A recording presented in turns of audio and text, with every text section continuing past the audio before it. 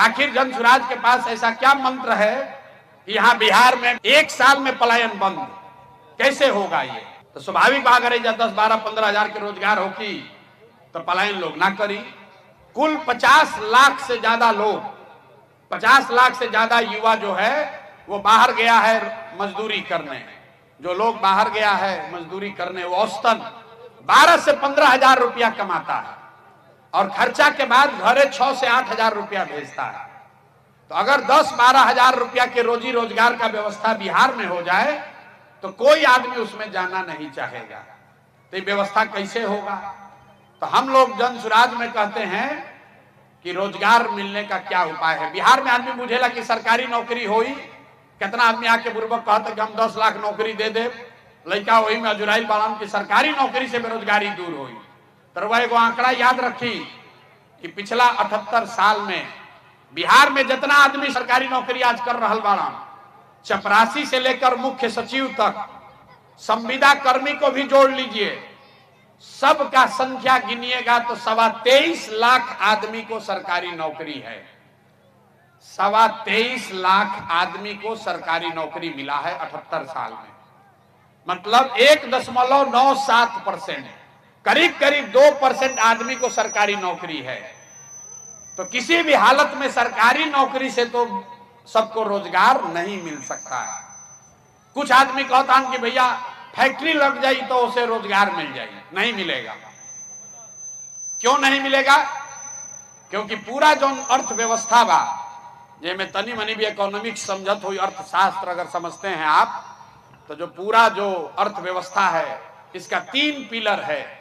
खेती है, फैक्ट्री है और तीसरा है जिसको कहते हैं सर्विस सेक्टर। होटल बा, अस्पताल बा, स्कूल बा, रेस्टोरेंट बा, गाड़ी बा, जितना चीज कंजम्पशन जो आप खा पी रहे हैं, तो करीब करीब खेती और फैक्ट्री अगर दोनों मिला दीजिएगा तो 35% होता है। 65% है सर्विस सेक्टर। सैलून कोई खोला है, कोई मिठाई का दुकान खोला है, कोई रेस्टोरेंट चला रहा है, कोई स्कूल चला रहा है, कोई अस्पताल चला रहा है, कोई टैक्सी का धंधा किया है, ये सब सर्विस सेक्टर है। तो 100 रुपया के अर्थव्यवस्था में 65 रुपया ये सर्विस सेक्टर है। और सर्विस सेक्टर में सबसे ज्यादा जरूरत क्या है? आपके पास पूंजी होना चाहिए। पैसा रही तबे ना रवा रोजी रोजगार करब। तो बिहार में पूंजी का बहुत बड़ा अभाव है। यहां लोगों के पास पूंजी नहीं है। आपको लगता है कि यहां लोगों का पलायन होता है। लोगों का पलायन इसलिए हो रहा है कि यहां से पूंजी का पलायन हो रहा है। एजा बैठल इतना आदमी बारन, बहुत विद्वान लोग भी बैठे हुए होंगे, आपको यह शायद पता नहीं है कि बिहार से हर साल 2.5 लाख करोड़ रुपया, 2.5 लाख करोड़ रुपया बैंक, जो आप और हम अपने बैंक में यहां जमा करते हैं, 2.5 लाख करोड़ रुपया बैंक वाला बिहार से बाहर भेजता है। गुजरात में, तमिलनाडु में, उत्तर प्रदेश में, कर्नाटक में, आंध्र प्रदेश में। ये आंकड़ा कहां से बा? रिजर्व बैंक ऑफ इंडिया बताता है। बैंक जो है, बैंक का जिम्मेवारी है कि जितना रुपया आप बैंक में जमा कीजिएगा उसका 70% पैसा आपको, समाज को ऋण के तौर पर मिलना चाहिए, जिससे आप घर बना सकें, गाड़ी खरीद सकें, धंधा रोजी रोजगार कर सकें। तो पूंजी का यही 2 स्रोत है। पूंजी आदमी के पास कहां से आता है? जो पैसा आप कमाते हैं, जो खर्चा के बाद बच गया वो आपका पूंजी हुआ, और दूसरा पूंजी का स्रोत है जो बैंक से कर्जा लिए, वो आपका पूंजी है। मान ली कि रुआ घर बनावता नहीं, 1 लाख रुपया रुआ बचत कैले बानी, 4 लाख रुपया बैंक से लेनी तो 5 लाख के घर बनावता नहीं, फिर धीरे धीरे कर्जा वापस करब।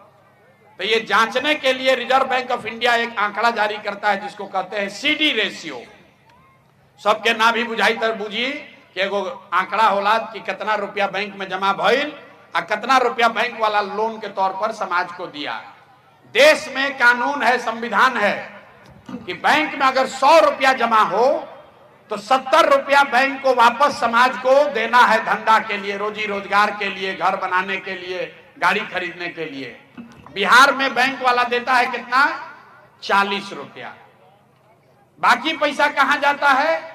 बाकी पैसा बैंक वाला उस राज्य में भेजता है जहां पर रोजी रोजगार हो रहा है, गुजरात में, कर्नाटक में, तमिलनाडु में। पिछला साल रवा बुझाता बिहार में इतना गरीबी बा, आदमी सोचा था कोई बाहर से आई तो फैक्ट्री लगा दी, तो कोई फैक्ट्री लगाई तो 2-4-10 हजार करोड़ रुपया लगाई।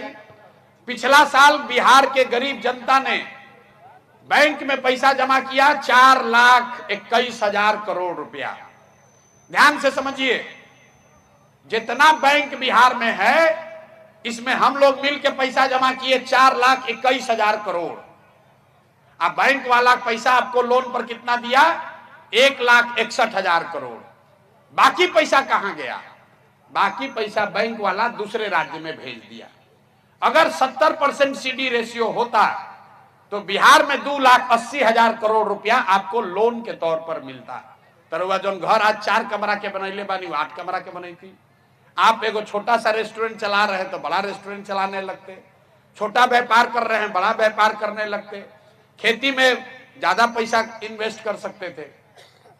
ये जो हर साल 2 लाख करोड़ रुपया गया, तो 1990 में जब लालू जी मुख्यमंत्री भइलन तब से लेके पिछला साल तक बिहार से 26,35,000 करोड़ रुपया आपका हमारा पैसा बैंक वालों ने दूसरे राज्य में भेज दिया। 50 लाख आदमी गइलन, लेकिन 26 लाख करोड़ रुपयों एजा से चल गई। तो ये पूंजी का पलायन है। अब आप कहिएगा भैया रउआ कौन नया ज्ञान देता, नहीं बिहार में तो कोई बातें नहीं करते कर, ई कौन पलायन हो? 26 लाख करोड़ रुपया आपका हमारा बैंक वाला दूसरे राज्य में भेज दिया। आप अंदाजा लगाइए, अगर 26 लाख करोड़ रुपया बिहार में जब इन्वेस्ट होता तो यहां पर कितना रोजी रोजगार पैदा होता। और ऐसा नहीं है कि बैंक का मनमर्जी है कि आप कितना पैसा लोन दीजिएगा। आपके जानकारी के लिए बता दें, देश के स्तर पर एक कमेटी होती है जिसका चेयरमैन होता है खुद प्रधानमंत्री, और हर 15 दिन पर यह आंकड़ा देखा जाता है कि बैंक में कितना रुपया जमा हुआ, बैंक वाला कितना लोन दिया। बिहार में राज्य के स्तर पर उस कमेटी का चेयरमैन होता है मुख्यमंत्री। लेकिन जैसे बिहार में सीओ, बीडीओ, डॉक्टर, दरोगा मुख्यमंत्री के बात नहीं कन सुनत, वैसे बैंक वाला भी उनकर बात नहीं के सुनत। अब बिहार में आदमी के समझ भी नहीं थे। आज तक आप कहीं किसी सभा में ये नहीं सुने होंगे कि भैया पूंजियों के पलायन बिहार से होता। जे जैसे फिनांस मिनिस्टर बा ओकरा से पूछब कि भाई प्रशांत किशोर कह रहा है कि 26 लाख करोड़ रुपया यहां से चला गया, तो कहेगा ये क्या होता है? तो जन सुराज का मंत्र यह है कि अगर बिहार में 70% जो राष्ट्रीय औसत है, अगर बैंक के साथ मिलकर सीडी रेशियो को सुधार दिया जाए तो हर साल 2.5 लाख करोड़ रुपया एक्स्ट्रा पैसा यहां पर लोगों को मिलने लगेगा, घरे घर रोजी रोजगार होने लगेगा। तो ये जन सुराज का पहला मंत्र है घरे घर रोजगार देने का। दूसरा मंत्र यह है कि मनरेगा को सीधे खेती से जोड़ा जाए। जन सुराज ने कहा कि जितना आदमी धान गेहूं के खेती करता, अगर आप ये धान गेहूं का मकई का खेती छोड़ के आप अगर नगदी फसल का खेती कीजिए, मसाले का खेती कीजिए, सब्जी का खेती कीजिए, लहसुन प्याज उगाइए, मसाला उगाइए, तो आपको मनरेगा के तहत मुफ्त मजदूर दिया जाएगा। एक फायदा क्या होई कि रउआ मजदूर मिल जाए यहाँ मुफ्त में, मनरेगा के चोरी हो जाए बंद, 1 रुपया हमनी के लागी ना, कहे से कि मनरेगा के पैसा दिल्ली से आवता। आ जौन मजदूर रउआ के दियाई 2 बीघा पर, तो रउआ ओकरा से काम कराई। वो अभी तक क्या होता कि जितना नीचे पंचायत वाला 40% चोरी करके मनरेगा के लूट मचल बा। तो जो कृषि का पलायन है, एक और लोग जाता पंजाब में, हरियाणा में खेती मजदूरी करे, आ एजा जो खेती करता वो कहता भैया क्या है, पहले खैनी खेती करत रही, पहले प्याज उगावत रही, लेकिन मजदूर मिलते नहीं, यही से खेती बंद कर देनी। तो हम लोग कह रहे हैं कि अगर जो कृषि का मजदूर है उसका पलायन रोकना है तो मनरेगा को कृषि से जोड़ दीजिए, किसान को फायदा होगा, किसान को मजदूर मुफ्त हो जाएगा, और लाखों लोग जो जा रहा है पंजाब में, हरियाणा में खेत काटने, वो बिहार में ही काम करने लगेगा। और तीसरा जो काम हम लोग कर रहे हैं, तीसरा जो रोजगार का पलायन रोकने का तरीका बताया, दुनिया में जितना एक अर्थशास्त्री बाड़न तो एगो स्कीम कहल जाला इंटरेस्ट सबवेंशन। रुआ कर्ज क्यों, आप रुआ कर्ज काहे ना लीला? कर्ज से ज्यादा लोग ब्याज से डरते हैं। भैया कर्जा 1 लाख रुपया दे, 10,000, 12,000, 15,000 रुपया ब्याज लागी, तो आदमी डर के मारे बिजनेस व्यापार करने से आदमी डरता है। तो इसलिए हम लोग इस इंटरेस्ट सबवेंशन स्कीम का बात कर रहे हैं। मतलब रउआ 1 लाख रुपया बैंक से लोन ले तो रउआ के कहल जाते कि खाली ऊपर ब्याज 4 रुपया दी, 6 रुपया सरकार के ओर से दिहल जाई, ताकि जितना युवा बारन महिला लोग बा घरे घर लोग लोन ले 1 लाख रुपया 2 लाख रुपया लेके छोटा छोटा काम करो और ब्याज 4 रुपया लागो। इससे फायदा का होई?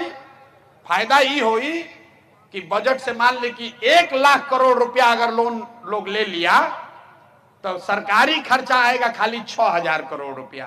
कहें कि 4,000 करोड़ रुपया रउआ दे ब्याज और 6,000 करोड़ रुपया सरकार दी और में 1 लाख करोड़ रुपया घरे घर बट जाई। 1 लाख करोड़ तो घरे घर आदमी कोई गाय खरीदी, कोई मुर्गी फार्म खोली, कोई दुकान खोली, कोई यूट्यूब बना ली, कोई टैक्सी कर ली। तो ये 3 चीज हम लोग करेंगे।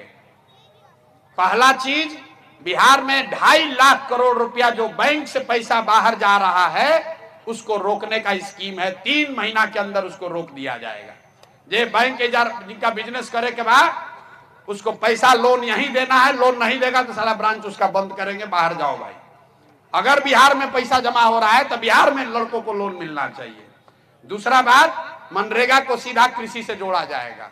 और तीसरी बात, जितना महिला युवा है जो कर्ज लेकर बिजनेस व्यापार करना चाहता है उसको खाली 4 रुपया ब्याज पर लोन मिले, ताकि सब आदमी घरे घर रोजी रोजगार करस। तबे उपाय बा। ना तो कोई सरकारी नौकरी है। तेजस्वी यादव कह रहा है कि हम 10 लाख नौकरी दे देंगे। बताइए भला, 78 साल में 23 लाख आदमी के नौकरी मिलल, आई कहतन कि हम 10 लाख हम दे देनी। कितना आदमी लड़ रहा बा? नीतीश कुमार कहता कि हम देनी 5 लाख, लालू तेजस्वी कहतन कि ना हम देनी 5 लाख। हम कहते भाई कोई दिलस नाम तो खाली प्रकाशित कर दे यार कि कौन 5 लाख आदमी के मिलल बा, नमवा तो बताओ। कोई नाम नहीं क्या बतावत कि कौन 5 लाख आदमी के नौकरी मिलल बा। किसी को नौकरी नहीं मिली है, फर्जी बात करता है। पहले से जो शिक्षक थे, पहले से नियोजित शिक्षक था, उसी को राज्य कर्मी का दर्जा दिया, कहा कि नौकरी दे दिए। अरे भाई वो आदमी तो पहले ही नौकरी कर रहा था।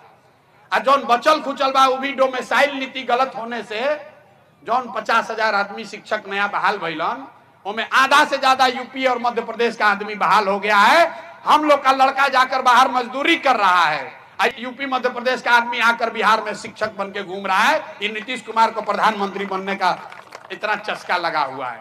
कह रहा है कि भैया दूसरा राज्य का आदमी आके नौकरी करेगा तो वजह पर नीतीश कुमार के प्रधानमंत्री के नाम पर वोट पड़ जाएगी। तो ये 3 रास्ता है मेरे भाई। पूंजी की उपलब्धता सबसे ज्यादा जरूरी है। एक रवा बोलचाल के भाषा में कर उदाहरण समझी। मान ली कि रवा बाल काटे आवता, रवा मन भइल कि एक माह में जाके एगो भैया हम सैलून खोली, रवा बिजुन 20,000 रुपया बा। रवा एक माह गईनी तो पता चलल कि दुकान सैलून खोले में 1 लाख रुपया खर्चा हुई। तो रवा बिजुन तो 20,000 रुपया बा। रवा बैंक के पास गईनी, भैया हमरा के लोन दी 70,000, हम सैलून खोले चाहता नहीं, बैंक वाला बिहार में लोन नहीं देता है। तो 20,000 रुपया का क्या होगा? वो आदमी यहाँ से 2,000 रुपया का टिकट कटाएगा, जाएगा बॉम्बे। 5,000 रुपया खोली वाले को देगा एडवांस, धारावी में कहीं स्लम में जाकर रहने के लिए। 2-3 हजार रुपया खर्चा करी बेचारा, हो जाके कोनो दलाल उलाल के पकड़ के कहीं फैक्ट्री में, कहीं सैलून में नौकरी लागी। तो जो 20,000 बचाया था वो भी खर्चा हो गया। और जो आदमी यहाँ सैलून चला सकता था, 4 आदमी को रोजगार दे सकता था, अपने परिवार के लिए 20,000 रुपया कमा सकता था, वो यहाँ पर एगो छोटा मोटा व्यवसायी हो सकता था, वो जाकर बॉम्बे में मजदूर बन गया। अगर उसको पूंजी यही उपलब्ध हो जाता तो यहाँ पर सैलून खोलता, 4 आदमी को रोजगार देता और अपना परिवार भी चलाता। तो इसीलिए हम लोग कह रहे हैं कि जिसका बच्चा 15 साल से कम उम्र का है उसको पहले पढ़ाया जाए। आज जेकर उम्र 15 साल से 50 साल बा, ओकरा हाथ में पहले पूंजी दिहल जाओ। बिहार के लड़कन के पास वो ताकत बा, हमने के रोजी रोजगार अपने आप करे लागल जाई, पैसा हमने के चाहिए। गुजरात में सबसे पहले पैसा कब हुआ? जब अमूल के रवा नाम सुन ले बानी, ऑपरेशन फ्लड के तहत गुजरात के घर घर में विश्व बैंक से पैसा लाकर महिलाओं को 2-2 लाख 1-1 लाख रुपया दिया गया। लोगों ने गाय भैंस खरीदा और कोऑपरेटिव से दूध जब बिकना शुरू हुआ, घरे घर 500,000 रुपया नगद पैसा आने लगा।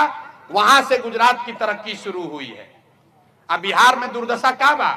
2 गो भैंस खरीदे के बाद कोई के तो पैसा नहीं थे। कहां से खरीदेगा गरीब आदमी? किसी से जाकर पूछिए, कहता है भैया कै गो हम रास्ता चलते हैं पैदल, पूछते हैं कै गो मवेशी है, तो कहता है भैया एगो भैंस बिया। तो एक से पहले कहा तो भैया बाबूजी के भी एक गो भैंस रहे, अभी हमरो भी एक गो भैंस बिया। वो बढ़ा नहीं सका है क्योंकि उसके पास पूंजी नहीं है। तो पूंजी की उपलब्धता, जिस दिन पूंजी यहां उपलब्ध होगा उस दिन बुद्धि का पलायन रुक जाएगा, और जब पूंजी और बुद्धि का पलायन रुकेगा तो श्रम का पलायन अपने आप रुक जाएगा। उसके लिए कोई अलग से प्रयास करने की जरूरत नहीं।